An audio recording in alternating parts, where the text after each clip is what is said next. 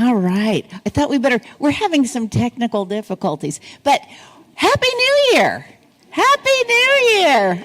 Are we so excited that 2024, went out the door, and here we are, new year, new day, new beginnings. It's all so cool. Welcome to the Savvy Seniors Living Seminars. If you thought you were supposed to be somewhere else, then just stay anyway. Yeah, exactly.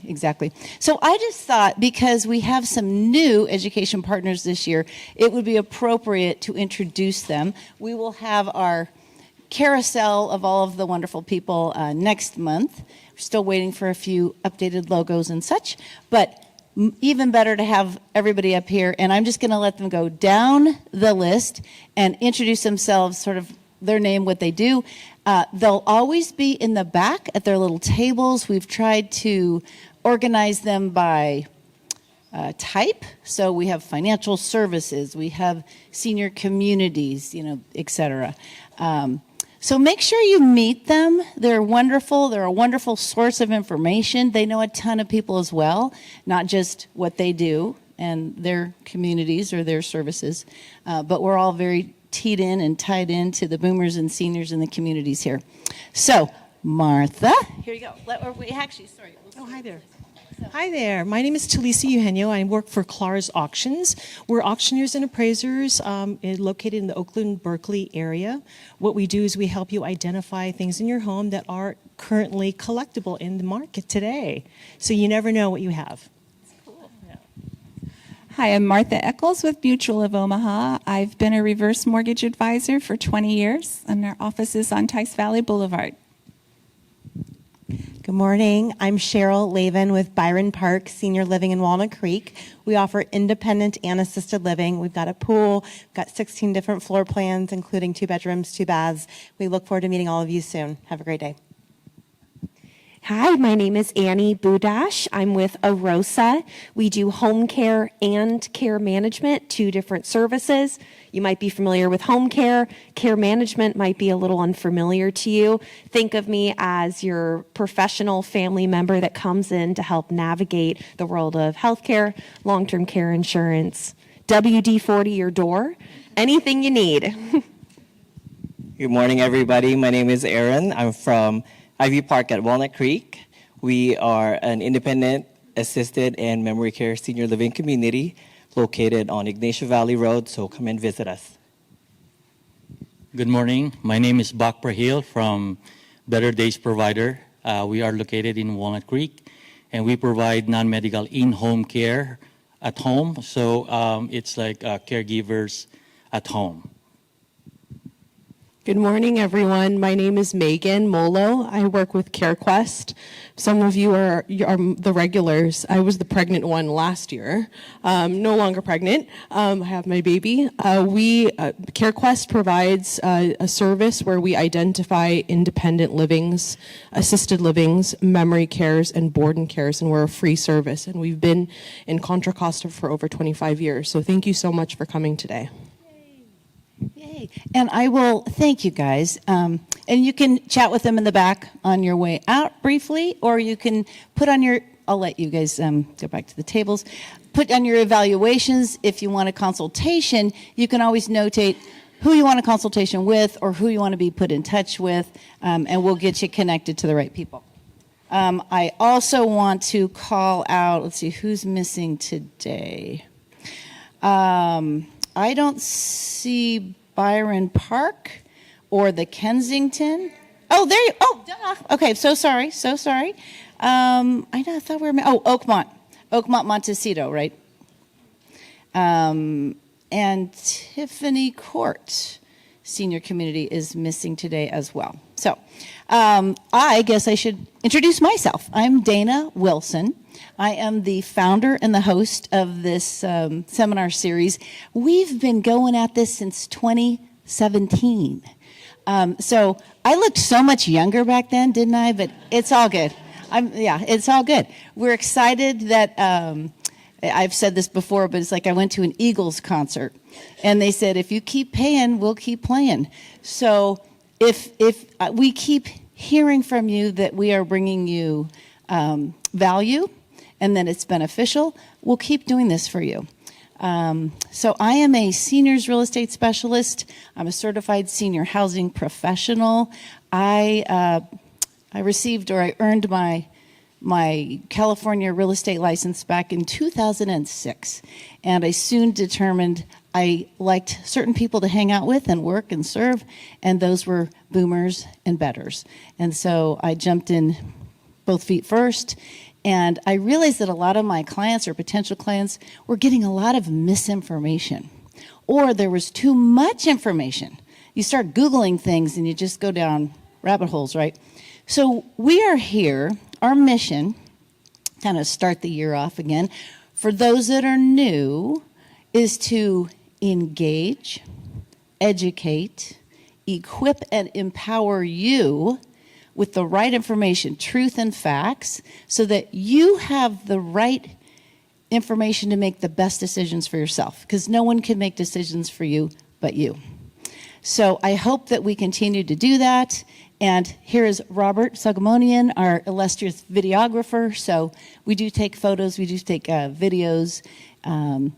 And let's just get this show on the road, shall we? Housekeeping, feel free to get up, powder your nose. The restrooms are out the door and down the hall. I think there's a water fountain either there or back in the main lobby. Take notes at the end. Save your questions for the end. We'll have our Q&A with these great people, and we'll try to get you out on time. So we do have the list of the full lineup for this year. We've brought paper copies. If you got binders last year, stick it in your binder, stick it in the front. You might want to put a section for 2024, 2025. You might want to section it off by subject type. And then they'll be on the website as well. And please tell your friends about this seminar series. This is the most well-attended, longest-running series of its kind in the East Bay. So thank you for that. This is really fun. And again, we could not do this, and we couldn't continue to bring it to you for free without those amazing education partners. So do get acquainted with them as the months go on. Okay, we're just going to jump into this topic. We started the year last year in a similar way, fresh new beginnings. How are we going to make 2025 even better than 2024? And so last year we talked about aging to 100. And this year it's a similar twist, but it's aging with zest in the new year and beyond. And this is something any of us at any age probably should be focused on and learning more about, because information keeps changing, right? So I'll just start out by saying, did you know 10,000 baby boomers a day turned 65, and in 15 years, Americans age 65 will outnumber those that are 18. We have got the power, people. 45% of the U.S. population will be older than 65, and people 80 and older will be the fastest growing segment. Isn't that amazing? That is amazing. So our goal today is to help each of you find your own longevity opportunities to enjoy a happier, healthier, and longer life. So I was writing out my intentions for the new year, and I just really wanted to dig into this personally as well, because it got me thinking about how you can do so many little things that add up to big change, right? And it's never too late to start making these small changes. So let's just start out. I'm going to start out like I usually do. Raise of hands. How many? I see a lot of familiar faces. Who's here for the very first time? Very first time. You are out of here. So look at, we've got some newbies. Okay, this is awesome. We have newbies and groupies, but I want you to turn to your neighbor to the right, see if you can follow directions, and ask, you're ready to live a healthier life, aren't you?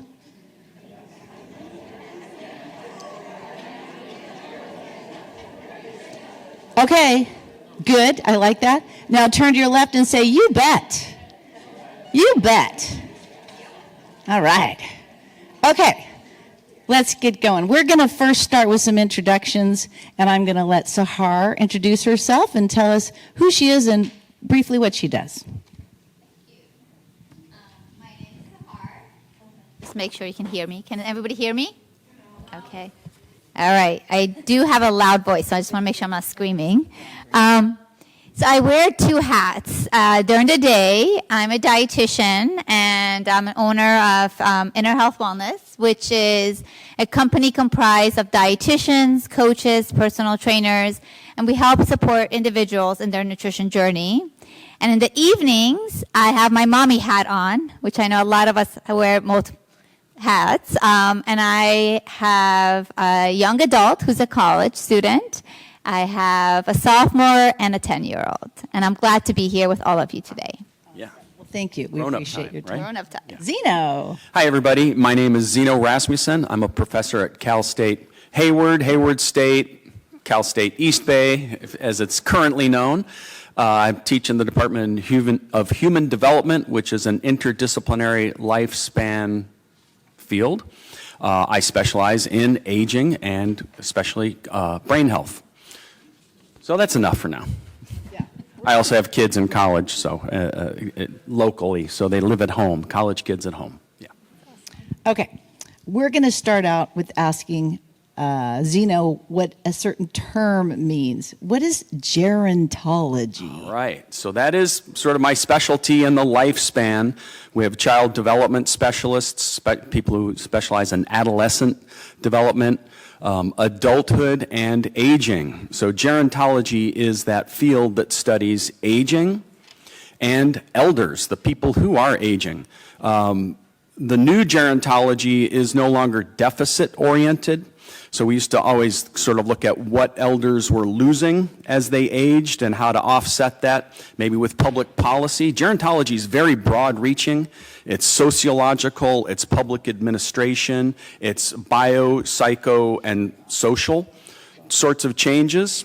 And the new way of looking at it is that aging begins at birth. So successful aging sort of takes planning, like choose your genetics very well, but we know there's a lot more to aging than just genetics, and that's the exciting thing about it. I came to gerontology after lots of study in neuropsychology, which is the relationship between mind, brain, and behavior. And then I discovered this great thing that happens as we age to our mind, brain, and behavior when I was 27 years old.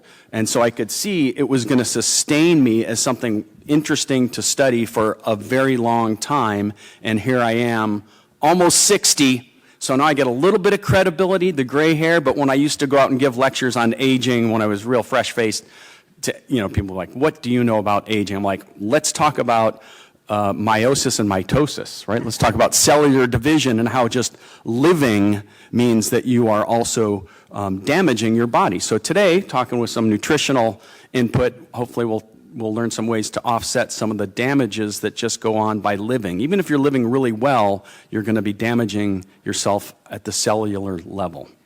Well, that's a little bit that's about, a great positive way to get gerontology. It's both the cells and sort of the social structure, and that includes that aging society. So we now went from a pyramid to a rectangle to soon, by the time I'm in my 80s, we will be in an inverted pyramid where the generations after Gen X, well, the baby boom was huge, and they just get smaller and smaller and smaller after that, and then we live longer and longer, so we have an aging society. Mm-hmm. Thank you for welcoming me.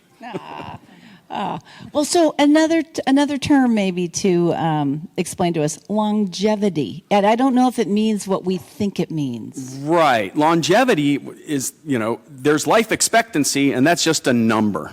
And then longevity is really getting a longer sort of quality period when you're in the zone where you're real, you're mature and you got it together, you can afford your car and your lifestyle, and you think that's going to go on forever.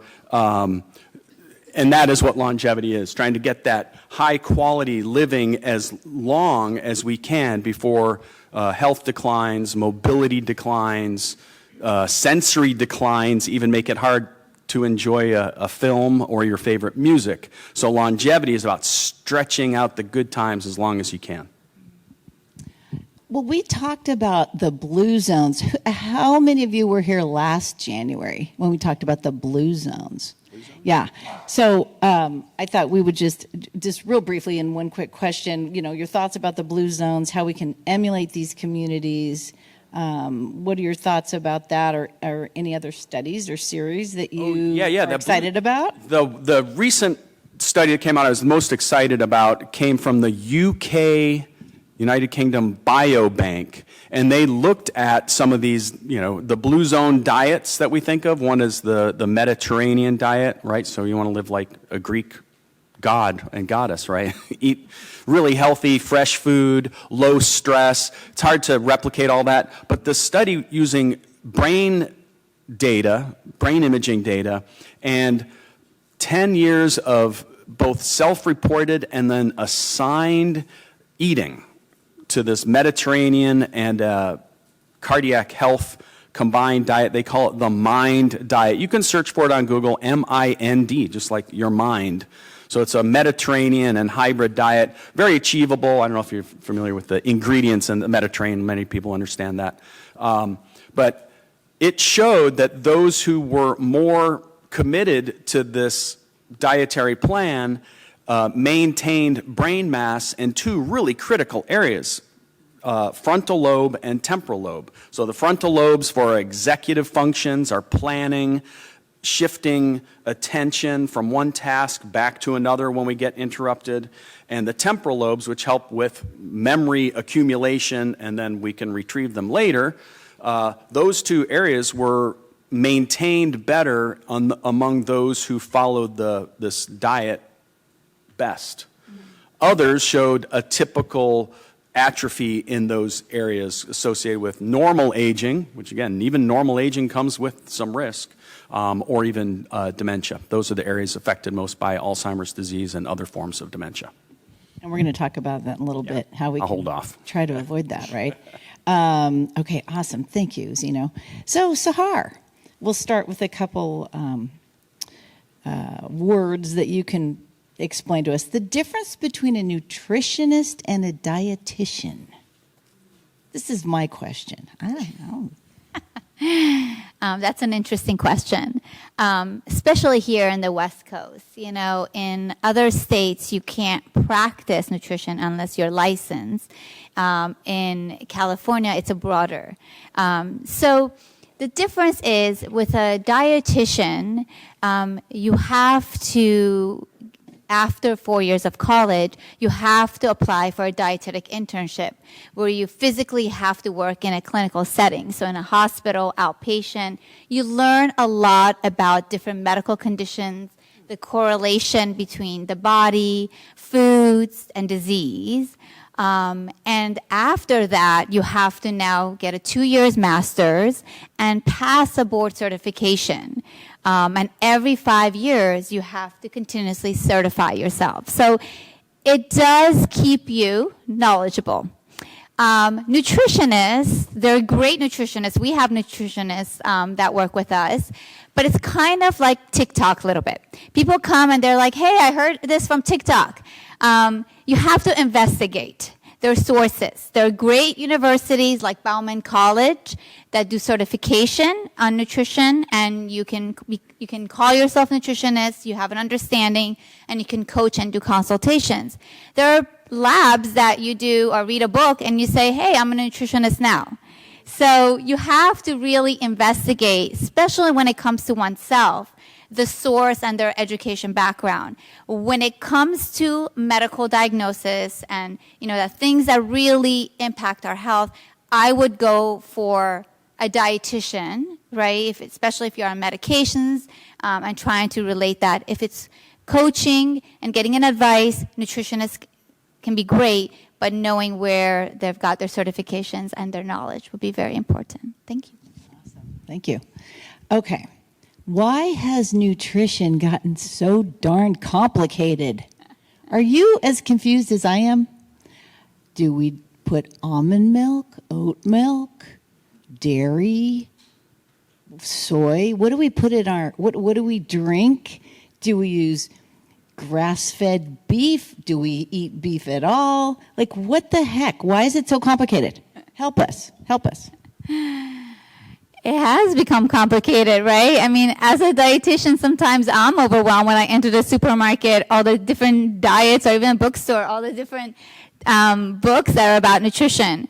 You know, technology, right? We have AI, we have social media, globalization. So we're learning more each day about the importance of nutrition. There's a lot that wasn't known about nutrition, and now we're understanding so many things can be healed by the right diet, our brain, our bodies, and what nutrients, utilizing different plants, herbs, and spices. The problem, though, is that, of course, it's a business too, right? So as much as the technology is expanding and teaching us about resources that are out there, there's companies that are taking advantage. So it makes it very difficult to figuring out, even between almond milks, which one is good. You know, there's like 7 different brands or 8 different brands of different products. So this is where we have to really tap into our resources and get some advice and making sure that we're reaching out to the right individuals when we're looking at things, educating ourselves. Gut microbiome has become now a big thing. People are learning about our stomachs and how everything is broken down and digested. We always have bacteria, right? We always have our stomach never changed, but now we're learning all the different components and things that impact us. So this is why it's become so complicated. And we're seeing more and more as more companies are coming out and more alterations are being made to food. We're noticing more food sensitivities, intolerances to different things, which might have not been there, you know, a couple years ago. So these all are factors that are impacting our day-to-day society. And as much as social media and the AI system is great, but we also need to seek out and get advice when we're, you know, digging deeper into our nutritional support. We hear about diets that are by your blood type. We hear about diets by your body type. You've mentioned the Mediterranean diet. You can eat like a caveman, too. Oh, yeah, paleo, whatever. So my question is, do we follow a diet? Or do we simply, do you remember Dr. Dayna Dell on KGO? Oh, yeah. I loved him. He said, you know, people, it comes down to, you know, less calories in, you know, burn more calories than you take in. I mean, do we follow a diet, or is it as simple as less calories in? Great question. Well, looking around the room, right, everybody's different. You know, we all live differently. We could be a certain age, and we could be categorized as a certain gender, but we're very different individually. So I really think everything needs to be more customized than broad, general statements. Even in our daily lives, things are different. So we need, you know, a lot of these diets are there to educate, right? So we take some part of it. That's good. Some of it, it's better just to leave it and not utilize it. But we have to kind of see what helps us. What we do, you know, we actually use this company. It's called ID Life, and they test out the types of foods that impact your glycemic level. So I'm not sure if you guys are familiar with glycemic foods. There are foods, great foods like fruits, vegetables, you know, that are great for us, but certain foods can impact our blood sugar and elevate it, which eventually, if our pancreas is struggling, we can become insulin resistant and have problems down the road. So this kind of tests out the types of food that actually lower your glycemic levels and types of exercise. And based on the results, even with those results, we customize it because everybody's different. So I think that anything that's very broad and general, we have to kind of tweak it a little bit and customize it to supporting us and what helps us individually. Okay. I'm going to make you answer more specific, though, as we go on. Okay. Sounds like you need coach. I want to leave with answers. Okay, Zeno. Let's discuss stress and brain health. All right. If that's the case and they're related, I'm a goner. I don't know what I mean. But why is avoiding stress so important if we want to prioritize mental health? All right. Well, stress is actually good. But so I just got to add a new vocabulary word or two, and that is distress is bad. Stress is actually the challenges that we place on our body, which include the brain, right? Brain's in the body, mind, brain, body, it's all connected here when I'm talking about this. So stress demands that we rise up to the challenge, and we generally can do it. Our bodies are pretty amazingly resilient, but when we are asked to address that challenge, that stressor on us, and when we cannot resolve it, leads to distress. So prolonged stress conditions are bad, but stress itself is good. Some of you probably work out, right? You train. Training is a process of stressing the body and then allowing it to recover and build back stronger. If your stimulus and if you have a coach or a partner in this, if your stimulus on the body is not strong enough to elicit the stress response, you're not going to actually get the benefits of training. Walking's nice. I take the dog for a walk in the evening. It's relaxing. Sometimes my wife goes with me and we chat, but I'm not physically stressed by that in a way that challenges my body to rebuild stronger, right? So inherently, I think you understand this concept of stress being a demand. A stressor is a source of stress, and the stress is what our body goes through to meet the demands of the stressor and stress. Distress, bad. So if you can't resolve that issue at work, I think some of you are retired, you don't have those work issues anymore, but you have other issues in your life. And if you can't resolve that mental stressor, when you put your head down, you might lose sleep and stay awake, fretting, worrying. And that is a form of distress. It's a mental distress when you can't resolve that stressor in your life. So I took that concept of stress. I had to go across several domains. So we need to reduce it. We need to resolve that stress in the cycle of, each day. Each day is a chance to meet stressors, fulfill their demands, and then recover and wake up the next day and do it all over again. So if we can't reduce that stress, although I said it's good, but if we can't meet those stressors' demands, then we start to lose sleep, right? So we don't recover and recuperate for the next day's stress. We wake up already stressed before we've even met a stressor. So stress does get bad, but why is it bad for the health? All those reasons. It accumulates, right? It's a cumulative stressor when the sleep goes bad and then you don't eat well because instead of eating something healthy, you're like, well, I have to have coffee before I can do anything. And then your biome is satisfied for a while. And you're like, I'm running on coffee. I'm running on caffeine and fresh air. Well, you can't do that for very long. So these stressors build up. When you are stressed, we proved it in rats and in humans over and over again, you are more likely to drink when two things are placed in front of you, the alcoholic drink versus the pure water drink, right? So stress in those various ways, if unresolved, lead your body to do unwanted things, including making those bad choices when it comes to the nutrition side. But how can we align our brain aging with our longevity?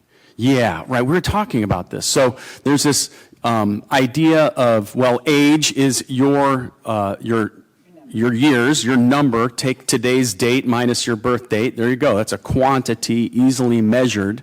But your real age or your biological age is more subtle. It's essentially a countdown to your expected death date, if I can get a little dark here.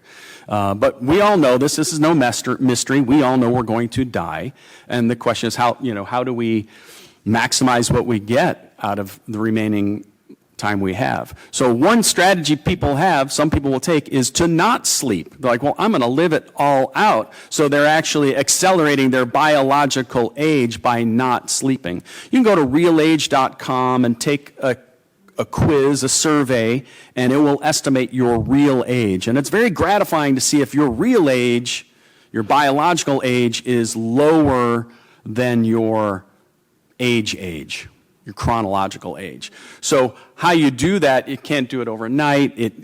Some of the things that we do to improve longevity are things we have to choose and sustain early on. 40 to 60 is probably actually the most important part for a healthy aging. But if you made some bad choices then, the next best time to do it is today. If there are any smokers left, if you haven't quit smoking, the very best next day to do it is today. You will still get benefits in lung capacity and quality of life if you quit one of those bad habits. So that's the way you do it. It's not easy. There's about 7 or 8 lifestyle things you can do, and I think we're already touching on most of them. Reduce unnecessary stress, eat well, sleep well, exercise, so on and so on. Yeah. Well, you're covering a lot of those. Touch on the blue zones, because there was a number of different things that all those people in all these different places in the world had in common. They didn't all eat the exact same thing. Yeah, but let me take the counter to that, blue zones. Again, it's based on the study of 7 nations, I think was the original book that came out. or groups of people, right? Yeah, noticing that people in different areas had different patterns of aging.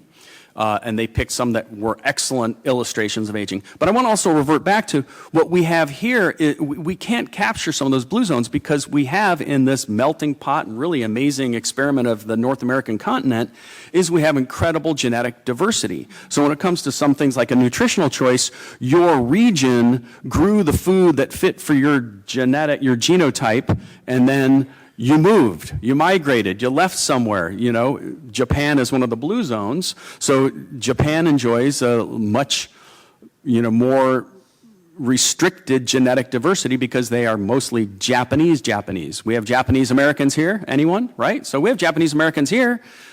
But in Japan, they're Japanese and they all eat similarly and in a way that may have matched with their genetics for, just sort of a natural discovery of what works for that genetic pool. You move that people into this place and you eat corn and corn-fed beef. I don't know if we don't have the same magic of Japanese in Japan. So that's one thing. It's the food, but you can't just, take a bunch of North Americans and say, okay, we're all going to eat like Japanese, sushi and seaweed. We'd probably be healthier. We probably would make some change, but not for everybody. Some people have sensitivities to that. Same thing for like Northern Europeans. If you never had potatoes, you might have potato sensitivities. Asians, people from Asia, when did you get peppers? How did we get North America? Asian food is known for peppers, right? Where did peppers come from? North America. So this trade, you didn't even have bell peppers in the Asian continent until we opened up trade route to get these bell peppers from North America over there. So there could be sensitivities we just don't fully understand. That's why it does get complicated. I'm reminded of Fred Rogers, Mr. Rogers.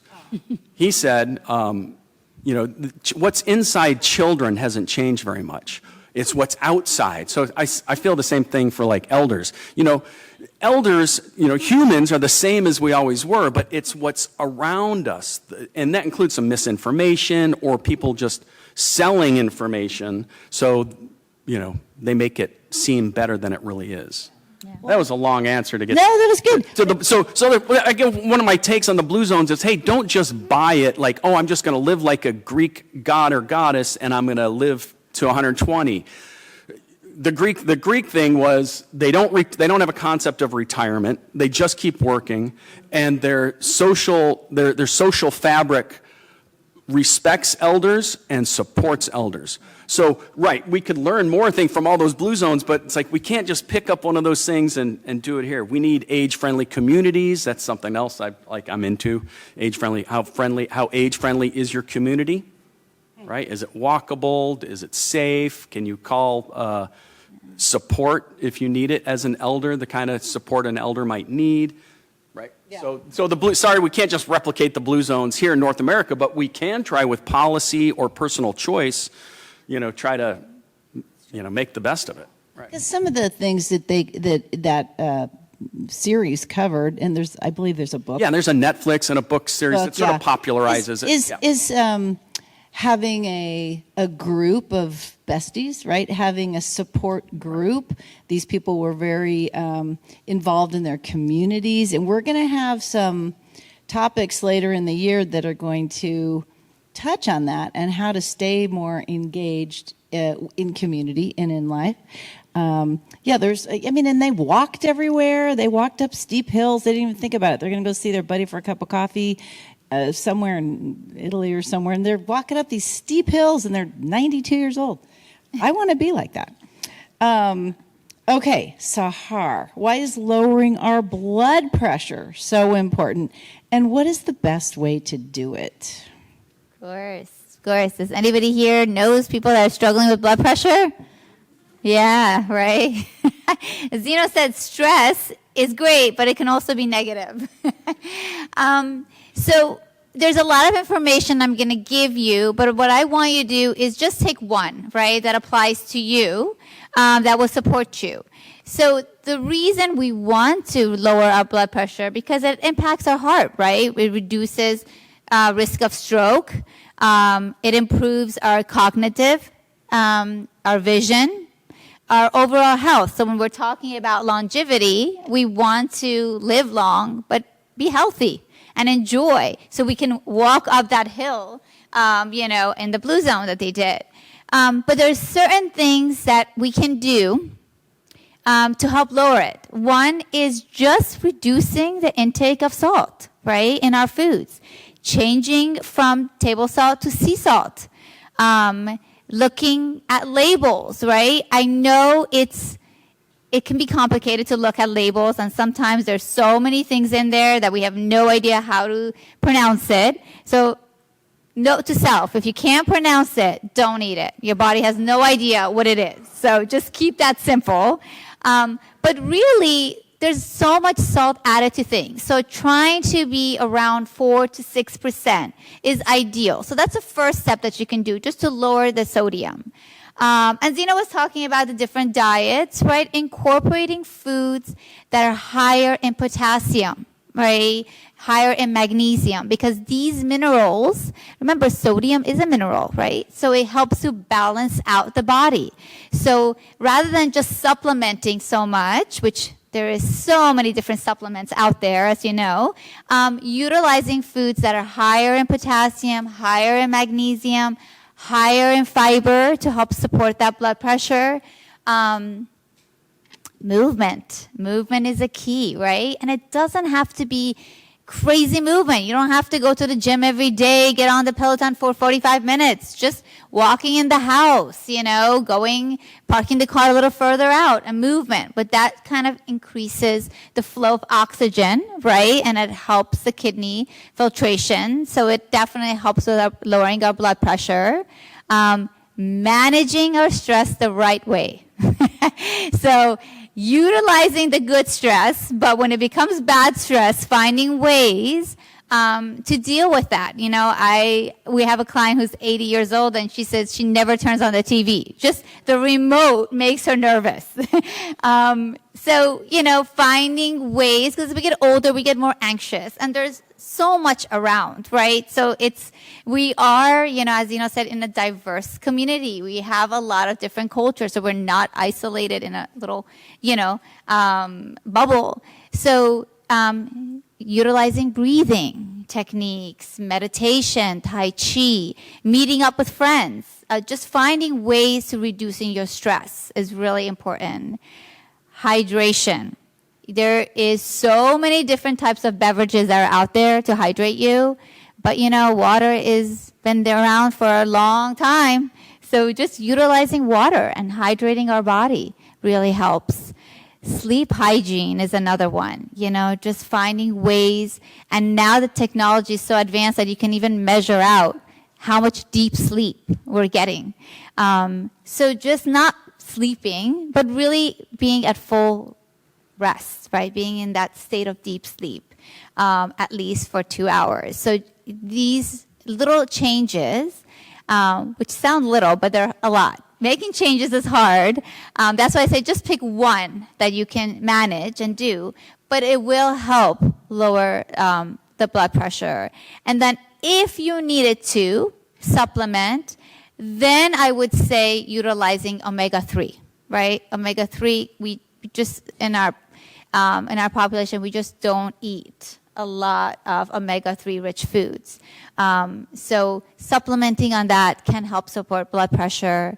But U.S. is one of the fewest countries that we're still learning a lot about the importance of herbs and spices and flowers.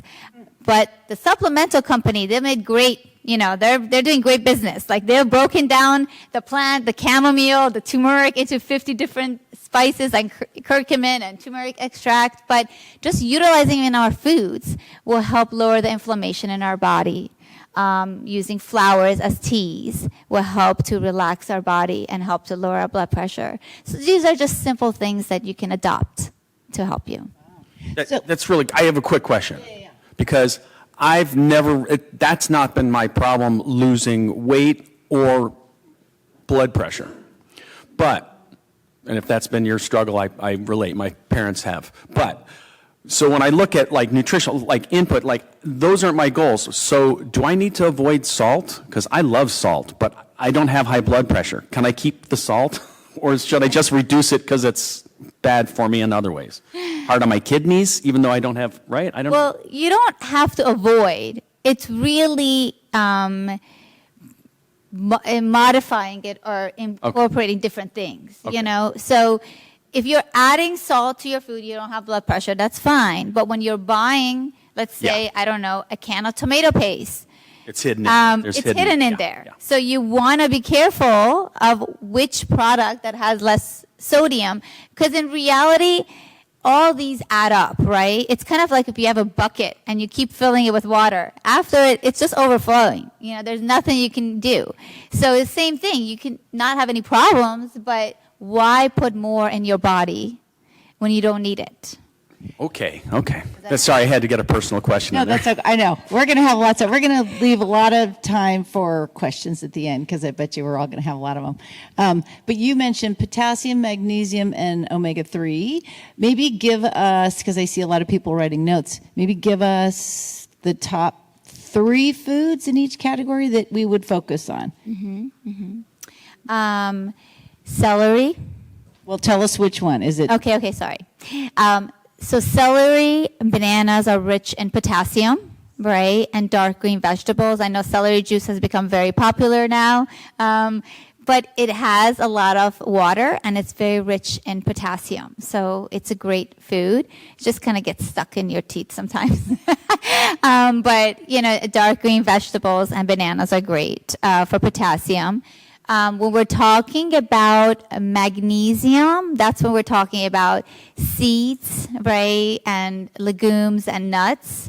So incorporating pumpkin seeds, sunflower seeds, chia seeds, hemp seeds. Sometimes seeds I find are more gentle than nuts in chewing. And you don't need a lot. Like I see people take bags of seeds and just consuming. That's when we worry about the calories, right? Our ideas of servings have changed just because there's so much abundance of everything. But realistically, you can just take a tablespoon of sunflower seeds or pumpkin seeds and sprinkle it in different foods that you're having, in your salad, in your yogurt, in soups. But these are just great ways to get in some magnesium in there. Omegas are seafood, right? Fish, different types of fish would help. Hemp seeds too. Hemp seeds, yes. And chia seeds are actually one of the best seeds that I really love because they have omega-3, 6, and 9. And they're the highest in fiber. You do not have to let it sit to gel because some people feel like they have to get that jelly consistency for it to work. No, it doesn't. It's just your preference and how you like to have it. But they're great. They're a good seed. Thank you. You're welcome. Awesome. Chia seeds. Chia. Those little black ones. C-H-I-A. Little black seeds. Chia, teeny Yeah. little black seeds. And yeah, if you soak them, they, like you're saying, they gel up and they get gushy. I don't like them like that. Yeah. But- Okay, but we're going to save our questions for the end. Yeah. Because I think we're going to have a lot of them. We'll have so, Zeno, why is sleep so important? Oh, sleep. Well, And how much is enough? oh, yeah, right. How much is enough sleep? Right. So, sleep, again, this is when we remove the debris, the buildup from living, right? Cellular, systemically. Rest the mind from being alert and active. Consolidate memories, right? How much is enough? You know, a lot of this is very personalized. It's my top tip, too, by the way, just to get ahead, because there's hardly any risks with sleeping too much. So, like, if someone says, hey, exercise, absolutely exercise, but exercise comes with risk. You can hurt yourself. You can literally overdo it and kill yourself exercising. Sorry, it's possible. Sleeping, I don't know if anybody's slept themselves to death. I know you can build up pretty solid tolerance, so it might be addictive. But if you get good at it, I'd say keep going, right? Go deep. It is an early marker and probably a risk factor as well for dementia. So I said the early marker first, but it's a risk factor for dementia. We see it meaning that people with disordered sleep, mainly not getting enough, hardly ever is the disordered sleep sleeping too long or too much. That's often related to some medical issue, and you should look at it, sleep study, etc. But 7.5 minimum, that's what I'm saying. Minimum 7.5, absolute minimum. Now, some people go by that 5-hour rule. Do you know about that? For the 5 a.m. club or the 5 hours. Jack Kennedy and Bill Clinton are two of the top ones I'm thinking of. They read something that if you want to be somebody and get something done, don't waste more than 5 hours a night sleeping, right? You can do that. You're going to burn the candles at both ends, as they say, and you're going to come up with some consequences at the end. Now, Kennedy already had terrible health issues and was in a lot of pain and couldn't sleep. And Clinton just emulated his hero. So I wouldn't recommend go with that 5-hour deal at all, but a lot of men have taken this on. They read about this and they're like, that's it, I can do it on 5 hours and I'm going to keep going. And they often have cardiac issues, added stress, and other health consequences that are unintended. Sometimes you don't even realize what your body does while you're asleep. And I think that's going back to the sort of magic of the mind-brain thing, needing this deep rest to fully recover. Now, if you have a brain disorder, sleep will get disrupted. So it's both an early marker. My aunt went through about 10 years of sleep disturbance, and it went along with a progressive dementia. Thank you, Ivy Park. Right? Shout out for Ivy Park. So it's not that getting the sleep will prevent the dementia, but it will sustain everything else in your life. It will allow you to recover. And again, it's a minimum. You need a minimum amount of sleep. We've known for decades that as we age, sleep quality gets disrupted. So if you still have good, solid sleep, hang on to that. Be grateful, but be tolerant of your new sleep patterns as you get older. We tend to have early awakening, wake up earlier and earlier, and we tend to have more frequent awakenings. If you can just wake up and roll over and go back to sleep, say, oh, that was one of those awakenings, I'm going to go back to bed, because you can get another cycle of deep sleep and get that real recovery. We're going to learn more and more about this, and if there is a way, again, not with drugs, but if there's a way to just turn on sleep, That would be great. You mentioned my favorite term, sleep hygiene. So you need to start to practice. Young people are horrible at this, by the way. They stay up late gaming, watching YouTube, who knows what, making these TikTok things. I don't know what they're doing. Us mature folks have a little more balance. Like, okay, I can't stay up till 3 in the morning watching movies, right? Turner Classic Movies. It goes on all the time, right? Oh, another one. Oh, it's Brando week. Yeah.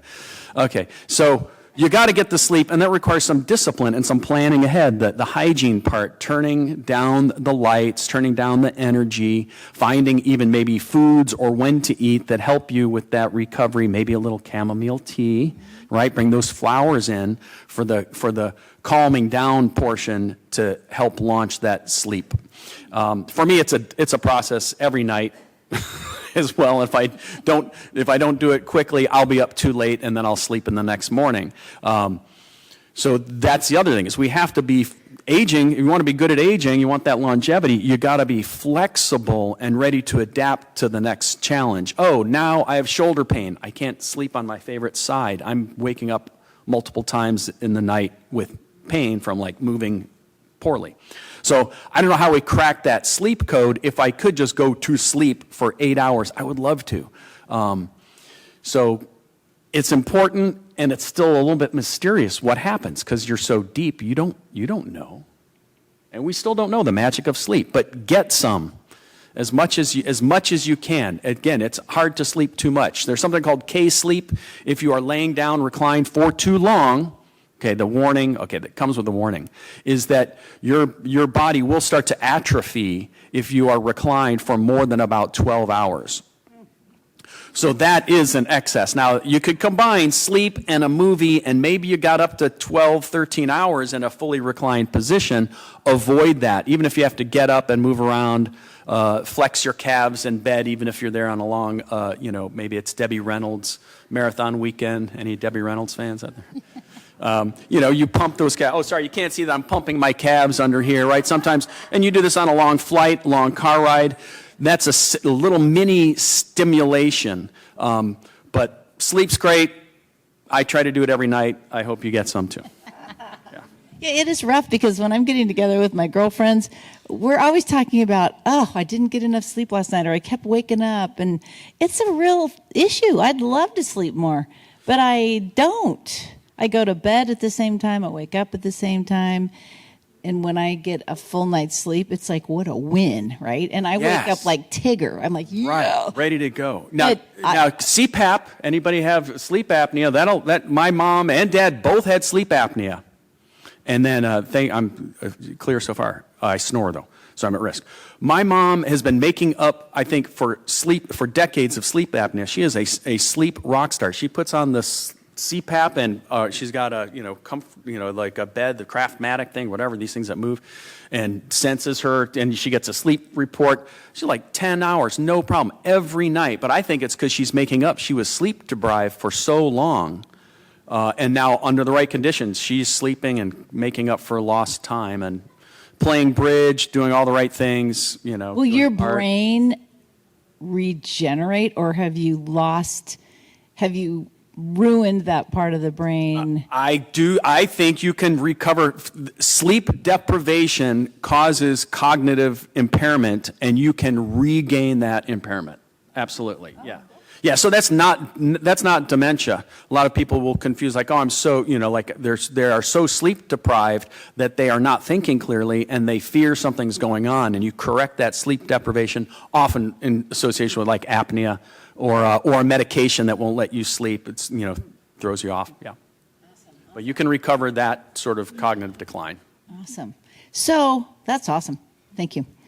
Exercise with mind and body. We know it's good for us. What would you like to tell us about? Well, it goes great with sleep. That's one thing. It goes great with sleep. If you find I can't fall asleep, tire yourself out more during the daytime, like a puppy. And for me, again, I walk my dog, talk to puppies. That just doesn't do it for me. I don't not enough stress on my body to maintain cardiac, fitness. So I need to go up into the hills, which is just, the other way. It's very convenient, and run to the top and get my heart rate up. So you need some intense exercise where you break a sweat and get huffy puffy, right? However you get there, whether it's, with resistance training, there's lots of little subtleties about, whether, what you're going to get more payoff for: cardiovascular, endurance type training, hiking, walking, running, biking, rowing, versus strength resistance training with bands, with weights, water aerobics, with the, things, all the different things that create resistance. Cycling creates resistance if you start to go up hills or add big gears. So however you do it, those are the two main forms of exercise. But we also can't neglect balance, flexibility, and coordination. So those are your 5 pillars of physical fitness and activity. So, if you get bored, you're bored with one, and this is part of that aging and adapting, the compensation phase of the SOC, specializing, optimizing, and then compensating, is finding activities you can do. I can't swim anymore. Shoulder's done. I'm still trying to find a replacement activity. Hopefully not a replacement shoulder, but, so bands work really well. We have a nice little gym in our garage, a little gym corner for my wife and me now, like just little bands, little exercise things. So like things I thought I would never do. Now I'm like, I'm mature enough to do exercise bands. Like little things create, the right kind of stimulus and stressor to start to regain some movement, right? So there's no one thing to do, but find a walking buddy, a running buddy if you're still run. Walk the dog, find a dog to walk. It really almost doesn't matter what you do, so I like the sleep thing. But there are risks to taking on activity. During the pandemic, I returned to my skateboarding roots, did that for about 5 years, and I stopped before a serious injury. I'm like, you know what? Skateboarding was great. It got me in shape for snowboarding. Snowboarding's a little more forgiving because you got snow and it's soft, but even snowboarding, I'm thinking about my future activities. It's sailing, by the way, that will keep me engaged and active, that don't put me at risk as an older person, because I can't say I'm middle-aged for much longer. Well, you said a really important thing: get a buddy. So I have a couple of my favorite hiking buddies in this room who will remain nameless, but man, we have hiked some beautiful hikes together, and it's very special. And if you find someone that you can exercise, but what you're doing, you don't even know you're exercising because you're just enjoying whatever it is you're doing. Yeah, you're socializing. Find somebody you can connection. do it with, even one person, and then maybe that one person might bring another person. And my dear friend and I go on a New Year's Day hike every year. And I think we've done it for 23 years, I think is my count. And that's just how we start the year. And it's awesome. And then I look forward to it. It's a great way to start the year. Okay. Top 5 tips, Sahar. What are the top 5 tips that we can most easily adopt that will let us age gracefully longer?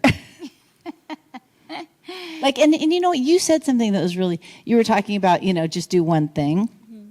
And I was thinking as you were talking, we can't all go home and make 14 changes in our lives. We won't do it. It's too much. We'll just say, it's like having to clean out your closet. Well, it's just too much. But what if you look at your calendar and you pick one simple change a month? So like in January, you pick whatever change it is that you want to do and just do one thing. Maybe it's track your sleep. Maybe it's drinking more water. Maybe it's going for a walk 4 times. Whatever it is. So then you're doing it. And then by the end of the month, you've been doing it. So now that's sort of part of your new routine. Then maybe February, you add another little tweak. And just think about, you'll be sitting here a year from now going, man, I'm glad I did that. But make it easy, make it fun. That's my challenge for you. How about that? So 5 tips. No, that's well said. You know, I did this presentation where the participants had to do a self-care questionnaire and rate themselves. And it was really interesting because they were physicians and they were, you know, comparing to their spouses. And they were like, we're doing better. But it's really important to rate yourself, right? To see which area that you're really good at and which area you need to improve. And simple goals, right, to help you get there. I think one thing that we talked a lot about is, you know, the importance of a lifestyle change, right? In terms of you don't have to start omitting things, but really incorporating things because now we know so much than we did before. And so incorporating anti-inflammatory foods, right? Adopting a little bit of this Mediterranean diet and bringing in some more plants, right? More vegetables. We've always had vegetables, you know, but bringing them and incorporating them more into our diet to help support our phytonutrients, antioxidant-rich foods, incorporating more fruits, more high fibrous foods, you know, less processed food. So just simple steps, right? People come and they're like, well, I don't want to get rid of my this or this. I really love, you know, my donuts every day, every Sunday. It's fine, but maybe also bring in other things, right? Maybe have a little celery after it. You know, I know it doesn't taste the same, but just incorporating different healthy things so you don't have to omit, but incorporating some anti-inflammatory foods into your diet will help. I think we touched and Zeno talked a lot about movement is so important. It's so important because as we age, we do lose muscle mass. And we might not be able to do the same exercises that we did before, like Zeno was talking about. But the great thing is there's so many different types of movement that we can take advantage of. And they're on YouTube, you know, they're in the gyms, you know, you can get a band and learn so much. So just kind of diversifying yourself, you know, and incorporating some movement, whatever it is, to keep your muscles intact and helps your skeletal muscle. Hydration. We have this scale that when people come in and we measure their fluid levels, I can't begin to tell you how many people are dehydrated. And it could be because we're just drinking. I know everybody's grabbing the water, but like Zeno said, like, you know, if there is, you know, another type of beverage, like maybe there's coffee and water, we'll opt for the coffee. And we are drinking a lot, but we're not drinking the right beverage to hydrate our body. So we're indirectly dehydrating our cells. So really keeping our bodies hydrated is a key. Sleep hygiene is so important, right? To get some rest and relax, to help your body and to rejuvenate, right? So that you can keep going. These are important. Another factor is, and I think I touched upon it a little bit, but really, you know, when Dayna said that she goes New Year's on a hike, it's so important to have a social system and people that you can connect because, you know, the journey can be adventurous. And it's nice to have the right people with you to support you in this process. So any of these changes, these little changes, of course, change is not easy, but you can adopt one, but it will help you to live longer in a healthier way. Nice. I'm so excited about all this information. And from Zeno's perspective, what 5 things can we do to live not only longer but healthier? Yeah, well, we got the sleep, we got the exercise, and then I'll double down on the social connections because that's absolutely so important. And then I'm going to take a left turn for us and talk about lifelong learning. So you're doing it because you're coming to a thing that you don't have to come to, and you don't get a grade, and you don't have any homework, but you're taking notes because you want to take this on.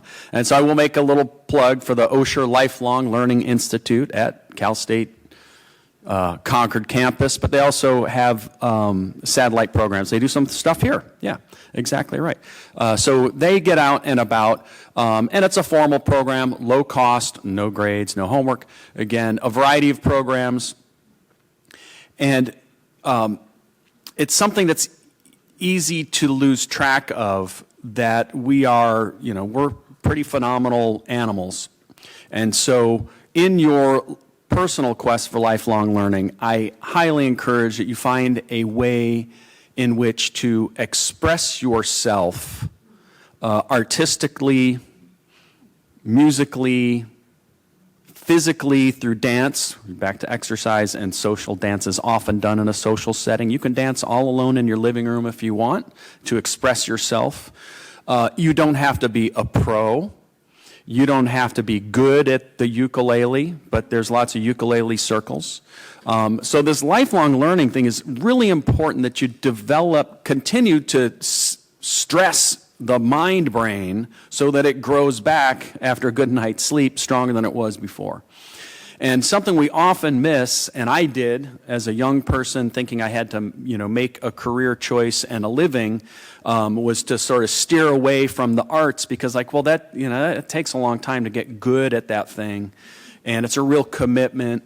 And so, I'm going to the job career track. You find something I like and enjoy, but, for a long time, I neglected that. So one thing you said is to, do that self-care plan and look at what you're missing, right? You guys are engaged with your community. You're out learning stuff. You look fit. You're physically mobile enough to get out in the community, but do you need more physical training to be more active so you can go on that trip, or maybe go back to that hike, or hike with your kids, grandkids, great-grand, whatever you have, to enhance that social connection, right? Are you getting that creative experience, And there's a real dance between the new and the old. So learn, but like old and new, right? So try something new, an instrument or an art or a dance, and then also dust off something old. I know you all have something in your closets. Poetry, a manuscript, an instrument, dance shoes, tap shoes, horse riding chaps, I don't know. You got something that you used to do that you not doing anymore. And it's in there. It's up there. You've got some memory for it. You've got some brain pathways you built up years ago. Maybe it was even professional, or it's carpentry, something that seems like real work-oriented and you get things done. But it's another way to express yourself and to work in the real world. So those sorts of things, for a variety of reasons, are so good for the mind brain and the social person that you are. You can't help but get something out of what you're missing this year. So that's my input. I love next that. year, let's have a recital of all their old. No, we should start next year in the same way, and we're gonna ask you guys to tell us what you have incorporated. That's gonna be your homework. You have a whole year to do it, so don't panic. That is so exciting. I even read something, or somebody maybe in one of our seminars had said, even drive home a different way. Yeah. Even doing such simple things as that, it does something to your brain. Yeah, and that's actually a real key thing, because the spatial processing, if we take the same route over and over again, we're not stimulating the mind brain, and the next time we take that route, we can't remember. It's changed so much. So yeah, or even get lost, but take a phone with you. Getting lost is good because you have to spatially solve the problem. Travel is great, and you don't have to go to one of the blue zones. You can go to the Lafayette Reservoir. Or just travel somewhere new. There's Bancroft Gardens, somewhere you haven't seen for a while, or a local spot. I've never been to this hike. I'm trying to get all the local East Bay regional hikes in before I can't, right? So, okay. And then we're going to touch on this. How has aging in America changed? We definitely have more ageism here in this country than other countries. And I don't know exactly, we had a discussion on that previously. But how, I'm asking both of you so you guys can kind of tag team this. How has aging in America changed and why? And you might want to touch on like public health, medical care, education, or whatever. Well, let me say, there is still ageism, but there's also adultism, right? We have to be careful we don't dump on kids who are still developing, right? But the way it's changed is we are an aging society now. So I see a lot more acceptance and power among elders who maybe didn't previously hold power in terms of social position or political power or financial power. You know, you're empowered. By all these gyms we're talking about, like every little gym, every personal trainer, they all know how to help an elder client now because they're taught it. I mean, that's how society's changed. I mean, now if you're a physical trainer, you know how to work with an older client and what their needs are and how not to hurt them, right? So I think I see a lot of positive change. Are we there yet? No, because we're still holding on to some older ideas of youth is so great. You know, youth is great for the youth. What is that? Youth is wasted on the youth? Young, yeah, what is that? Yeah. So, but you know, so I see a lot of positive change, but we're not yet caught up with this social change. So I feel like still even as we age, we diminish our own value. So we have to, you know, take that empowerment, right? I think that's one way it's changed, and it's not all bad. Now elders are the dominant age group. So it's good, right? Yeah, it's good. I mean, the reality is people are retiring longer, you know? I mean, you're absolutely correct. And I think also we have access to a lot of things, you know, where we might have not had before. So we can definitely, if we're utilizing it, we can access healthier foods conveniently, you know, you can... you don't have to do so much chopping or cutting and going and, you know, gardening. So things are more accessible to us. Also resources. There's a lot more resources that are available for this generation, right? And I think it's going to be more and more. We just need to work with insurance to become more happier and adopt more preventative health better. But yeah, I think there's more resources. There's, you know, definitely more supply of great foods. Okay, we're going to open this up for questions, and I bet you have a lot of them. Who has a question? All right, Well, actually, I don't. I'll just go up the middle and around the sides.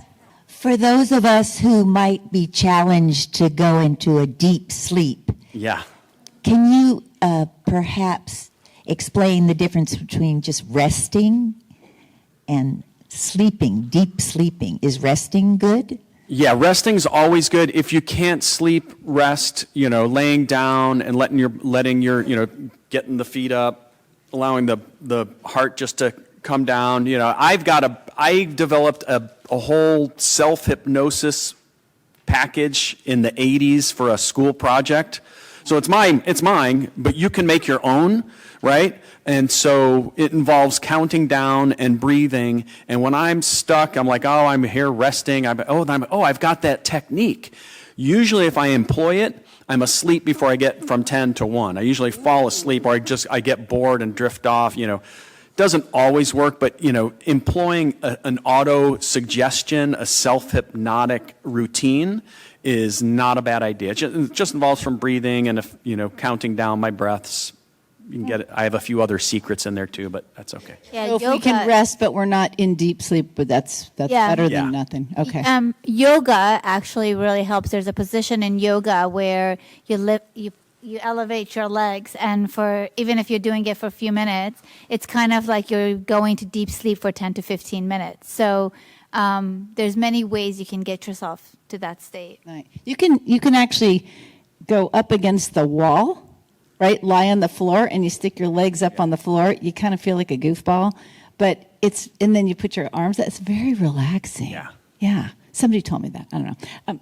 Okay. We were having so much fun. We are having so much fun that we're running a little bit over. So I am going to get you you all going out on this beautiful sunny day.